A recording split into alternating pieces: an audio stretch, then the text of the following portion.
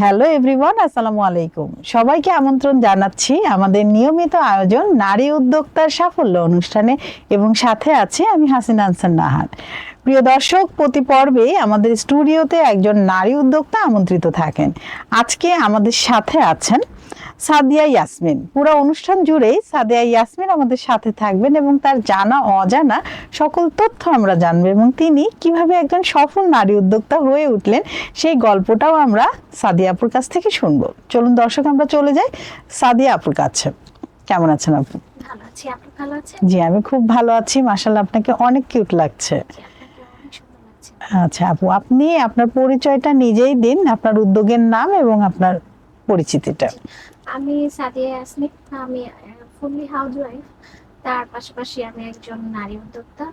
আমার মেইন কাজ এখন বেকিং কে নিয়ে, আর পাশাপাশি আমি হাতের কাজের গয়না বানাই, সেটা মাটির গয়না। আমি নিজেই ডিজাইন করি, এটা মাটি দিয়ে আমি মেক করি, প্লাস হচ্ছে সেটা শুকাই, এরপরে পরিয়ে আমি ডিজাইনটা করি। আর পাশাপাশি হাতের কাজের ড্রেস নিয়ে কাজ করি। বাহ, চমৎকার চমৎকার। আপনার পেজের নাম? আমার কেক পেজ হচ্ছে এজ ডিলাইট, মানে সাদিয়াস ডিলাইট, সেখান থেকে সংক্ষেপে এজ ডিলাইট। বাহ, চমৎকার। গহনার হচ্ছে হ্যান্ডমেড বিটি, মানে আমি সম্পূর্ণই আমার হাতে দিয়েই আর কি সবকিছু করি, তো এজন্য হ্যান্ডমেড সাথে জুড়ে দিয়েছি। আচ্ছা, এই যে এত এত কাজ করছেন, আবার বেবিদেরকেও সামলাচ্ছেন, তো এই কাজগুলো আসলে শুরুটা কিভাবে হলো? আচ্ছা, শুরুটা আসলে আমি প্রথমে পড়াশোনা কমপ্লিট করেছি অ্যাকাউন্টিং এ অনার্স মাস্টার্স। তো 2017 সালে আমি ঢাকায় আসি। তো হাউসওয়াইফ তো বটেই, তারপরে চাকরির পরীক্ষা দিতাম। পাশাপাশি হচ্ছে ইউটিউবে দেখতাম যে গয়না বানানোর একটা প্রক্রিয়া ছিল, দেখতে আমার খুবই ভালো লাগতো। তো তখন আমি তার আগেই যেহেতু সেলাই ফোড়ন এগুলো আম্মুর কাছ থেকে শিখেছি, তো ওইটার উপরে আমার একটা ঝোঁক থাকে, যে হাতের কাজের যে কোনো জিনিসের উপরে আমার প্রচন্ড ঝোঁক। তো আমি বললাম যে আমি এই গয়নাগুলো পারবো। আমি যদি মাটি ম্যানেজ করে, আমার হাজবেন্ডকে বললাম যে আমি যদি এই মাটিগুলো ম্যানেজ করতে পারি, আমি এগুলো বানাবো। এগুলো খুব সুন্দর লাগে আমার কাছে। এই মাটিগুলো কোথা থেকে ম্যানেজ করবেন? তারপরে তার সহযোগিতায় আমি হচ্ছে পুরান ঢাকা থেকে মাটি নিয়ে আসি, কাঁচা মাটি।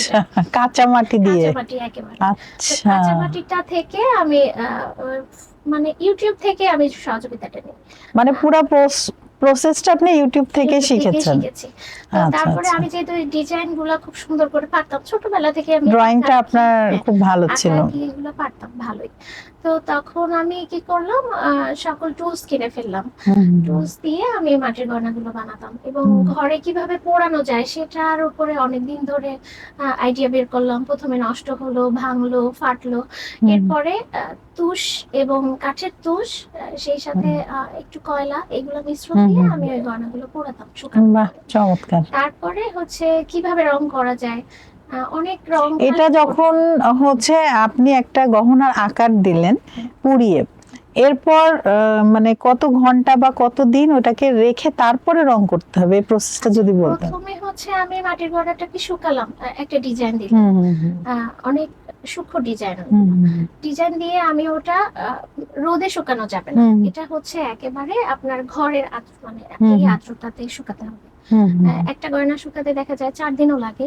এরপর শুকানো হলো, তারপরে ওটা পোড়াতে হবে। একসাথে অনেকগুলা গয়না তৈরি করে ওটা শুকাতে দিই, পোড়াতে দিই। পোড়ানোর পর ওটা যখন 2 দিন লাগবে আমার পোড়াতে। ও, এটা কন্টিনিউ পুড়ছে 2 দিন ধরে এরকম? না, একবার আমি পুড়িয়ে উঠালাম। কতক্ষণ পোড়াতে হয়? ওটা তো আমি তুষের মধ্যে দিই, যতক্ষণ তুষটা পোড়াতে লাগে সময় লাগে। তারপর আরেকদিন দিলাম, তাহলে ভালোভাবে এটাতে যেহেতু আচ্ছা আচ্ছা, একটু শক্ত হয়। তারপরে ওইটাকে আমি কালার করলাম। কালার করার পর মানে ওটা ঠান্ডা হয়ে গেলে তারপর কালার করতে পারবেন। এরপরে সেট করে আমি গয়নাগুলো দিলাম। আলহামদুলিল্লাহ, আমার এই গয়না আমি 2018 সাল থেকে করি।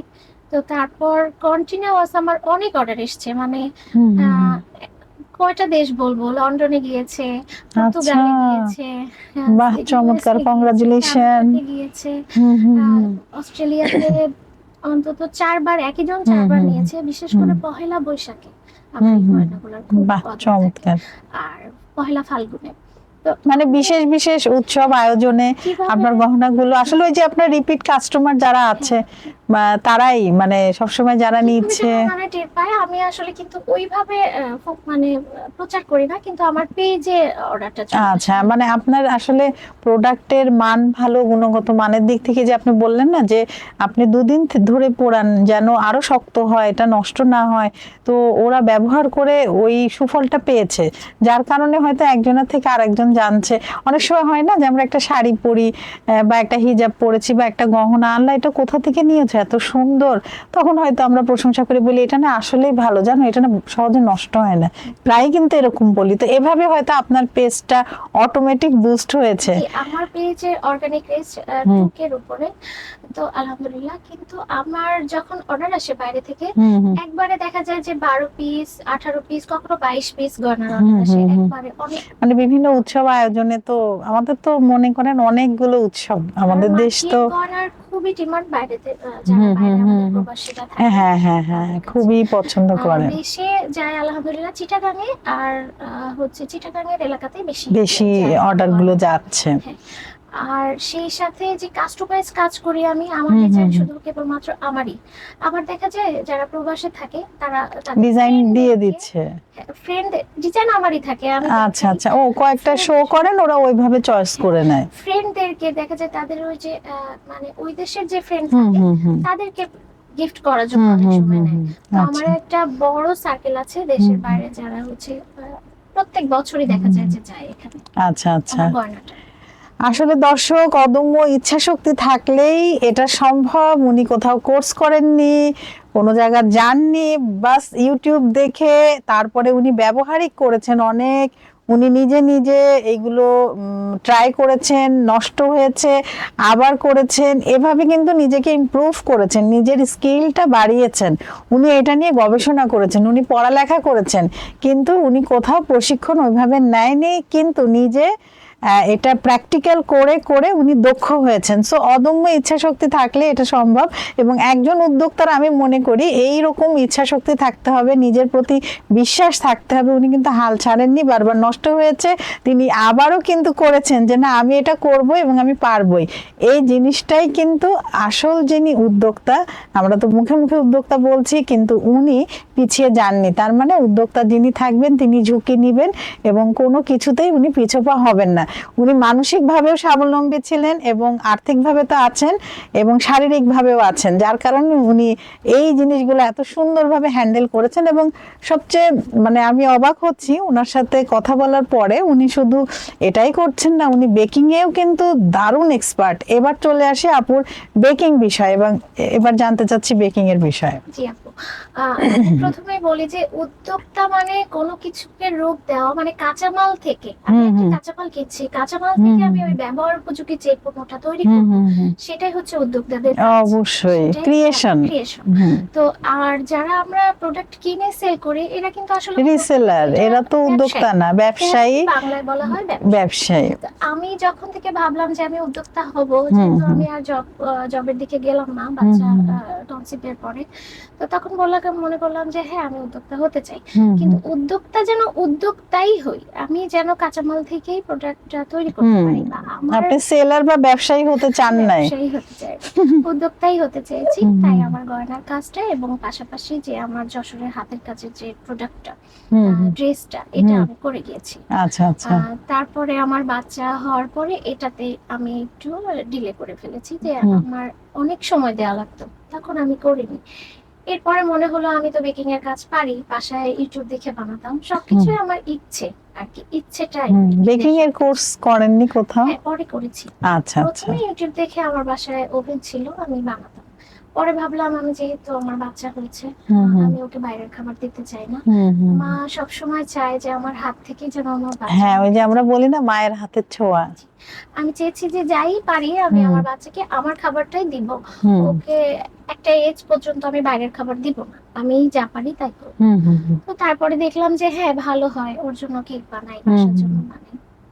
পরে ভাবলাম যে হ্যাঁ আমার একটা কোর্স করা উচিত, তো আমি বেসিক বেকিং এর উপরে একদিনের একটা কোর্স করলাম। সেটা বেশ একটা অ্যামাউন্টের দিয়ে একটা কোর্স করলাম, এবং তারপর থেকে ওর জন্য কেক বানাতাম, প্লাস আত্মীয়দের জন্য বানাতাম, সেটা ছবি তুলতাম, পেজে দিতাম। একটা হুম। নতুন পেজ করলাম 2021 সালে এটা। হুম হুম হুম তো তখন কি হলো, আমি দেখলাম যে আমার গ্রুপে যখন আমি পোস্ট করা শুরু করলাম, বেশ সাড়া পেলাম। আমার ডিজাইন গুলো সবসময় একটু অন্যরকম, ইউনিক ছিল, কারণ আপনি প্রতিটা বিষয় নিয়ে গবেষণা করেন। যেমন হচ্ছে গয়নার উপরে যে ডিজাইনটা করতেছি ওইটাই দেখা যায় আমি কেকের উপরে করছি। আচ্ছা আচ্ছা, তো আমার এটা কেকের তো আসলে আর্টিস্ট। গুলো ঠিক একটু অন্যরকম হতো ডিজাইন গুলো। হ্যাঁ, সার্চ দিলে বুঝতে পারবেন। তো ওইটার জন্যই আমি দেখা যাচ্ছে একটা মোস্ট অডিয়েন্স কে আমার কেকের এই দিকে টানতে পেরেছি। তো দেখা যায় যে আমার কেক মানে শুধু কেকই না, ওই কেকটা কেকও কথা বলে, একটা থিম আছে। একটা বাসা থেকে যখন তার বাচ্চার জন্য বা তার প্রিয়জনের জন্য যখন কেকটা দেয়, অনেক আগ্রহ থাকে যে এটা কাস্টমাইজ হবে, কিন্তু তার মনের মাধুরী মিশে এসে বলে যে আপু আমি এভাবে চাই, আমি ওভাবে চাই। তো সেটা আমি পয়েন্ট আকারে সে লিখে রাখি। থিমটা দিয়ে দেয়, আপনি ওই থিমে কাজ করেন। তখন মনে হয় যে কেক যেন আসলে মানুষের জন্য একটা কেক না, সেটা তার পরিবারের একটা ভাষা, তার পরিবারের ওই যে একটা মনের সুখের কথা বলে। কিছুটা স্মৃতি ধরে রাখার একটা জায়গা। তো আমি মানে সবসময় চেষ্টা করি যে ওই স্মৃতিটা যেন আসলে ফ্রেম বন্দি থাকে, তার জন্য সবসময়। তো সেইভাবে আপনি সৃষ্টিশীল মানুষ, কেকটা খুবই শৈল্পিক মানুষ, এই জন্যই আপনি আর্টে সবকিছু আর্টের দিকে যাচ্ছেন, কারণ আপনার গহনাও খুব সুন্দরভাবে তৈরি করছেন, ডিজাইনগুলো এত ইউনিক, আবার কেকের ক্ষেত্রেও তাই। নিশ্চয়ই আপনার ড্রেস যেটা আছে সেটাতেও আপনি সেভাবে কাস্টমাইজ করেন। তো বেকিং এর আপনার কি কি আইটেম তৈরি করেন, এবং সিগনেচার ডিশ কোনটি বেকিং এর? বেকিং এর সিগনেচার আইটেমটা আমার কেক, সেটা হচ্ছে কেকের ভিতরে যে ফ্লেভারটা বেশি পছন্দ করে, সিগনেচার আইটেমটা ওই কেকই। কেক। জি, আচ্ছা, ফ্লাওয়ার মানে ফ্লেভারটা কি? ফ্লেভার হচ্ছে এখন বেশি অরেঞ্জ কেকটা সবচেয়ে বেশি পছন্দ করে, আর রিসেন্ট এটাই বেশি পছন্দ করে। আপনার কি পছন্দ? আমার আসলে আমার সকল কেকই পছন্দ। তাই? আর আপনার বাসার সবাই? আমার বাসার সবাই বাইরে কেক খেতে পছন্দ করে না, এখন আর টেস্ট পায় না, বলে যে বাসার কেকই পছন্দ। বাইরের কেকগুলো অনেক সময় খেলে না, এই যে গলার এখানে জানি কেমন একটা লাগে, এটা মনে হয় হচ্ছে ওই যে আমরা তো কি করি, আমরা কেকের দাম কেন এত বেশি, মানে এ ধরনের অনেক সময় কথা হয় না যে হোমমেড কেকগুলো কেন এত প্রাইস। আসলে আমরা তো উপকরণগুলো একদম অথেন্টিক সোর্স থেকে আনছি, এখানে তো কোনো এসেন্সের কিছু নেই। হ্যাঁ, সবচেয়ে বড় কথা আপু, যখনই অর্ডার আসছে, আমাকে 2 দিন আগে অর্ডার দিচ্ছে, আমি ঠিক একটা দিন আগে ফ্রেশলি তার বাচ্চার জন্য বানিয়ে দিচ্ছি, এবং সে হাতে পেয়ে দেখছে যে একেবারে ফ্রেশ। আর যে হুইপ ক্রিমটা ব্যবহার করছি সেটা সবচেয়ে বাজারে যে ভালো মানের হুইপ ক্রিমটা, সেটাই আমি ব্যবহার করছি। এখানে কোনো ডালডা বা কোনো ধরনের আনহাইজেনিক কোনো কিছুই রাখছি না। তারপরেও কিন্তু দেখেন হোমমেড খাবার নিতে গেলে বা কেকই বলেন, একটা দাম কষাকষি করতে থাকে, আর যখন দোকান থেকে নেয় তখন কিন্তু ফিক্সড রেট, কোনো কথা নেই। ওখানে যদি দোকানের খাবারটা যদি নষ্টও হয় বা কিছু একটা উল্টাপাল্টাও থাকে, তাও কিন্তু কিছু বলছে না। অথচ হোমমেড যারা ব্যবসা করেন তাদেরকে কিন্তু অনেক ধরনের কথার সম্মুখীন হতে হয়, তাহলে আমরা কতটা ধৈর্য নিয়ে কাজ করছি। তো এই যে বেকিং সেক্টরে আপনার কাজ করতে গিয়ে সবচেয়ে বড় চ্যালেঞ্জ কি ছিল? আমার সবচেয়ে বড় চ্যালেঞ্জ যেটা, সেটা হচ্ছে ডেলিভারি সমস্যাটা। এটা আমি এত ফেস করেছি। এটা কিন্তু সবাই ভুক্তভোগী। প্রথম আপু এত ফেস করেছি যে আমার একটা সময় আমার কেকের এত হাইপে ছিল, বিশেষ করে বাটার স্কচটা এখন খুব বেশি ভালো রিভিউ আসতেছে এটা। তো যখন আমার কেক এত হাইপে, তখন আমার কেন যেন বাদ দিতে হচ্ছিল, কিন্তু আলহামদুলিল্লাহ এই জায়গাটা আমার হাজবেন্ড আমার বড় একটা সাপোর্টের জায়গা। সে প্রথমে ভাবতো যে আমার বাচ্চার বুঝি টেক কেয়ার হচ্ছে না, কিন্তু সে যখন দেখে যে না, আমি বাচ্চার পুরো টেক কেয়ার করে, দেখা যায় যে রাতে ওর ফিডিং করিয়ে ও যখন ঘুমিয়ে গেছে, তখন আমি ওই কেকের কাজটা করতে উঠেছি। আমার এত চেষ্টা দেখে আমার হাজবেন্ড আমাকে কখনো বাধা দেয়নি। সে আমাকে বাজার করে দিয়েছে, বেকিং এর যত জিনিসগুলা সে বাজার করে দিয়েছে। সে বলেছে আচ্ছা করো, কিন্তু যখন দেখবা যে খুব সমস্যা, খুব প্রেসার হচ্ছে, তখন ছেড়ে দিও। কিন্তু যখন দেখে যে সারা রাত আমি প্রায় রাত 3টা পর্যন্ত একটা কাজ করেছি এত কষ্ট করে, কিন্তু আমি ডেলিভারি ম্যানেজ করতে পারিনি, খুব কষ্ট হচ্ছে, আমি প্রায় কেঁদেই দিচ্ছি যে আমি কেকটা সময় মতো পৌঁছে দিতে পারবো না। তো তখন দেখা যাচ্ছে সে বলেছে আচ্ছা আমি দিয়ে আসবো। তো কত সে আমাকে, সাপোর্টিভ। সে আমাকে অনেকবার এরকম সাপোর্ট করেছে যে আমি দিয়ে আসবো, তুমি মন খারাপ করো না। দর্শক, আসলে ফ্যামিলি মেম্বার যদি সাপোর্টিভ হয়, বিশেষ করে হাজবেন্ড, তাহলে তার কথাই নেই। আপুর এই জায়গায় যদি উনি সাপোর্ট না করতেন, তাহলে কিন্তু এই যে প্রতিভা, আপু এত প্রতিভাবান নারী, উনি এই কোনো প্রতিভাই কিন্তু বিকাশ হতো না। সো আসলে আমাদের মানে আমাদেরকে অনেকটা উন্নয়নে এগিয়ে নিয়ে যেতে মানে বেশিরভাগই অবদান থাকে পরিবারের, বিশেষ করে মা বাবা, হাজবেন্ড যখন বিয়ে হয়ে যায়, তো হাজবেন্ড, শ্বশুর বাড়ির লোক, বাবার বাড়ি, সবাই মিলে যদি আমরা আমাদেরকে সাপোর্ট করি, তাহলে কিন্তু কোনো বাধাই বাধা না, বরঞ্চ যে গুণ আমাদের আছে সেটা কিন্তু আরো বহু গুণে গুণান্বিত হয়ে যায়। কি বলেন? আসলে সাপোর্টটা অনেক জরুরি। ভাইয়া যদি আমাদের এই অনুষ্ঠানটা দেখেন, অবশ্যই খুশি হবেন, কারণ আপা কিন্তু কিছুক্ষণ পর পরই আপনারই গুণগান বেশি গাচ্ছেন নিজের থেকে, এবং আপনি যে এত সাপোর্টিভ, এটা আমরা আজকে এই প্রোগ্রামে জানলাম। আসলে আপনার মতো এরকম সবাই যদি হতো, তাহলে কতই না সুন্দর হতো আমাদের পৃথিবী, আমাদের সমাজ, আমাদের পরিবার এবং আমরা নিজেরাও। তো একটা কথা না বললেই নয়। হুম সে একদিন তার কলিগ, মেয়ে কলিগ, তো হচ্ছে জিজ্ঞেস করতেছে, ভাইয়া আপনি কেন হচ্ছে এটা দেন, আপনার সাথে তো এটা যায় না, আপনি কেন মাঝে মাঝে ভাবি যখন এটা করে তখন আপনি কেন পৌঁছে দেন বা আপনি ডেলিভারি কাজ করেন। তো তাকে সুন্দর করে বুঝিয়ে বলে যে দেখো, ও যে কত ইফোর্ট দিয়ে কাজটা করে সেটা শুধুমাত্র কেবলমাত্র আমি কাছ থেকে দেখি। দেখা যায় রাত জেগে কাজটা করছে, আমি বাবুর কাছে শুয়ে থাকি, আমি মানা করলেও সে করছে, কিন্তু তার একটা ক্ষুধার ভিতরে যে সে ভালোটা জিনিসটা যেন তার হাতে পৌঁছে দেয়। তাই এত এফোর্ট দিয়ে যে কাজটা করে, ওটা যদি আমি তাড়াহুড়ো করে ওই মুহূর্তে ডেলিভারি ম্যানের হাতে দিই, ও তো ওইভাবে আদর করে বা যত্ন করে পৌঁছে দিবে না, কিন্তু আমি দিয়ে আসবো। কি সুন্দর বলছে চিন্তা যে শক্তি। আপনি যখন দিবেন তখন দেখা যাচ্ছে যে কেউ পরিচিত মানুষ চেনে গেল, বলছে তাতে আমি কেয়ার করি না। উনি এটাকে ছোট ভাবছে না, বরঞ্চ কোনো কাজই ছোট না, এটাই তার প্রমাণ। তো পরে আমার মনে হলো যে বেশ কিছুদিন পরে, প্রায় মাস 6 পরে আমার মনে হলো যে আমি যেহেতু এই কাজটা করতেই পারছি না, আমার ছেড়ে দেওয়া উচিত, কারণ তার একটা সম্মানের বিষয়, সে একটা ভালো জায়গায় জব করে।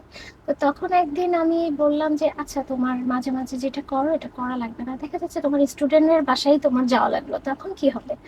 তো বললো সমস্যা নেই, তুমি ততদিন একটা জোগাড় করে ফেলো। তারপরে আমি একজন পার্সোনাল ডেলিভারি ম্যান মধ্যে খুঁজে পেয়েছি। আলহামদুলিল্লাহ, যত দূরেই হোক সে এবং তার টিম আমার হচ্ছে ডেলিভারিটা করে দেয়। তারপর থেকে হাজবেন্ডের খুবই ভালো।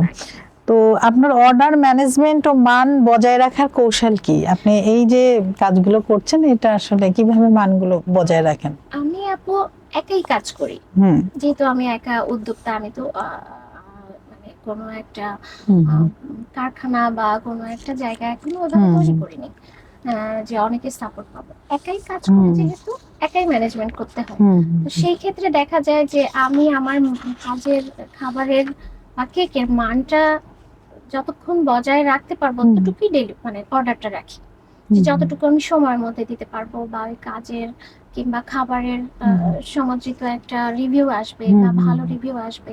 আমি যদি লোভ করে অনেক অর্ডার নিয়ে ফেলি, আমি তো মেনটেন করতে পারবো। তখন কি হবে, আমার রিভিউ খারাপ আসবে, পেজ রিভিউ, বা আমার কাজের গ্রহণযোগ্যতা থাকবে। এই জন্য আমি কি করি, দিনে একটা কেকই থাক, কিন্তু ওটা যেন আমি সুন্দরভাবে করি, যেন কাস্টমারের মন খুশি করতে পারি, তাদের খুশি আনতে পারি। এই জন্য আমি কি করি, খাবারের মানটা যেন ভালো হয়, এই কারণে আমি একটা বা দুইটা অর্ডারের বেশি রাখি না। তো এইভাবে আর কি আমার কাজের মানটা রাখি। আর যে কেকের যে ইনগ্রেডিয়েন্ট গুলো, সেইগুলো সবসময় বেস্টটা আনার চেষ্টা করি, যেন কোনো একটা বাচ্চা বা আমার কেক খেয়ে যেন কোনো ক্ষতি বা তার কোনো হেলথ ইস্যু না হয়, হেলথ যেন ঠিক থাকে। এই জন্য সবসময় ফ্রেশটা হাতে তুলে দিই এবং সময়ের মধ্যে। আপনি তো ড্রেস নিয়েও কাজ করছেন, তো এটা নিয়ে ফিউচার পরিকল্পনা কি? ড্রেস নিয়ে আপু ফিউচার পরিকল্পনা যে বাচ্চা একটু, এখনো তো ছোট, বাচ্চা একটু বড় হলে তখন আমি কর্মী দিয়ে কাজ করানোর চেষ্টা করব। আর এখন তো অনেক ছোট, ওকে রেখে আমার যশোর যাওয়া বারবার পসিবল হয় না, এই জন্য একটু কম পরিসরে করি, কিন্তু গয়নাটা যেহেতু আমি করি ওটা নিয়ে ফিউচার পরিকল্পনা আছে, বেকিং নিয়েও আছে। আচ্ছা, যাই হোক, আমরা কিন্তু কথা বলতে বলতে অনুষ্ঠানের একদম শেষ দিকে চলে এসেছি। আপনার কেমন লাগলো নারী উদ্যোক্তার সাফল্য অনুষ্ঠানে এসে? আমার তো খুবই ভালো লেগেছে, তবে লাস্ট একটা কথা আমি এখানে বলতে চাই, সেটা হচ্ছে আমরা আসলে দুই বোন। আহ, হুম, আমার মার সবচাইতে বড় ভূমিকা আছে আমাদের পিছনে। হুম, তো মেয়ে আসলে আমরা যারা পড়াশোনা করি, হুম, তারা হুম, যেন শুধুমাত্র বলার জন্য পড়াশোনা না করি যে আমি এসএসসি পাস বা আমি ইন্টার পাস বা গ্রাজুয়েশন কমপ্লিট করি। হুম, হুম, আমাদের মানে স্বাধীনভাবে আমরা মুখ থেকে যেন বলতে পারি যে কোনো একটা চিন্তা করতে পারি স্বাধীনভাবে যে হুম, আমি এটা করতে চাই, আমি যে জব করলাম না, হুম, কিন্তু হুম, আমি এইভাবে আমার লাইফকে হুম, সাজাতে চাই। হুম, হুম, হুম, তো প্রথমে আম্মু চাইতো যে আমি জব করি। হুম, হুম, পরে তাকে অনেকেই বলেছে আত্মীয়রা হুম, যে আম, আহ, কেন এটা করে বা হুম, এটা কেন হুম, করছে। তো লজ্জা পেত। হুম, হুম, পরে এখন সে উত্তর দেয় যে আমার মেয়ে প্রাউডলি সংসার করে, হুম, বাচ্চা সামলায়, হুম, এবং সংসার করে একটা মেয়ে, আহ, একটা জব হোল্ডার মেয়ে যতখানি আর্ন করতে পারে, সে তার বিজনেস দিয়ে ততটুকুই আর্ন করে, এবং সেটা দিয়ে সে বাবা মাকেও দেখছে বা হচ্ছে তার প্রয়োজন মেটাচ্ছে। সবচেয়ে আমার যেটা ভালো লাগে যে আমার হাজবেন্ডের কাছ থেকে চাইতে হয় না আমার নিজের প্রয়োজন মেটাতে, বা প্রত্যেকটা মেয়ে চায় যে তার ফ্যামিলিকে একটু সাপোর্ট দিতে, তার মন হুম, চায়, হুম, কিন্তু সেটা যেন হাজবেন্ডের পকেট থেকে না হয়। হুম, রাইট। তো সেই জায়গাটা থেকে সেও তো অনেক কষ্ট করে আনে, তাই না? তো ও, সেটা আমার আর্নিং থেকে যেন আমি সেই জায়গাটা দিতে পারি। হুম, আর আমরা তো মফস্বল থেকে এসেছি, মানে হুম, মফস্বলের মানুষ, আমার বাসা যশোরে। আমরা দুই বোন। আমরা আসলে ছোটবেলা থেকে দেখেছি যে মেয়েদের কি করে না যে সহজে বলা যায়।